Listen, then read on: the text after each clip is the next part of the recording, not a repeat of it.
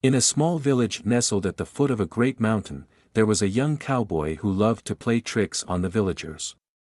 He spent his days tending to his cattle, but boredom often led him to devise pranks. His favorite trick was to shout, "Tiger! Tiger!" at the top of his lungs whenever he was near the village. The villagers, hearing the cry, would rush out of their homes, armed with whatever tools they could find, ready to defend themselves and their families, but when they arrived, they would find no tiger, only the cowboy laughing at them for falling for his joke. "There's no tiger, just me having some fun," he would say, his laughter ringing through the air. The villagers, though frustrated, would shake their heads and return to their daily work, relieved that there was no real danger. At first, the villagers indulged the cowboy's antics, but over time, they grew weary of his constant pranks. One day, an old farmer, who had witnessed the cowboy's tricks more than once, pulled him aside and said, "You must stop this. If you keep lying, one day, when you truly need help, no one will believe you." The cowboy simply chuckled, brushing off the farmer's warning. "No one will ever stop believing me," he thought.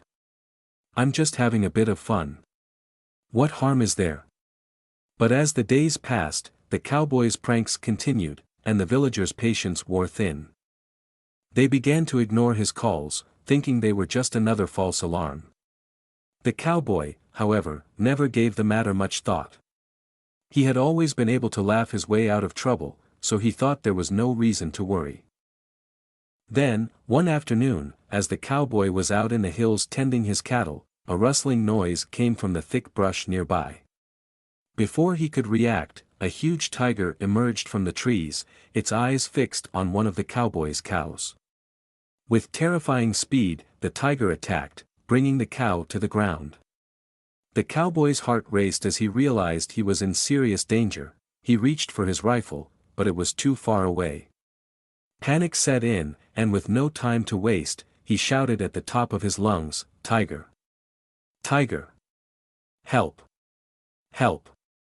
But this time, the villagers did not come. They were working in the fields not far from the cowboy's ranch, but when they heard his cry, they only exchanged knowing glances. They had heard this call before, too many times. They had learned that the cowboy's cries were often nothing more than tricks. "It's just another prank," they muttered. "He's probably laughing at us again." And so, they did not move. As the tiger advanced, the cowboy realized, too late, the truth of the farmer's warning. The villagers no longer trusted him. No one believed that this time the danger was real. The tiger lunged, and despite the cowboy's desperate attempts to fight back, he was overwhelmed. The villagers heard his cries in the distance, but by the time they reached him, it was already too late. The tiger had killed both the cowboy and his cows.